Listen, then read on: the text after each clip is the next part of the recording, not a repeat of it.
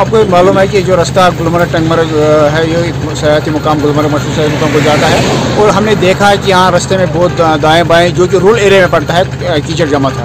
और ऊपर गवर्नमेंट की जो डायरेक्शन है इसके मुताबिक हमने ये ड्राइव शुरू की है। और इस ड्राइव में हम municipal committee Ganderbal, municipal committee Tangmarg Gulmarg, municipal committee Pattan, municipal committee Malgam के मुलाजिम शामिल हैं। और हम इस रास्ते को साफ बनाना चाहते हैं ताकि जो भी सयाह यहाँ से गुजरे उसको ये बहुत ही अच्छा लगे कि सफाई अच्छी तरह हो रास्ते की।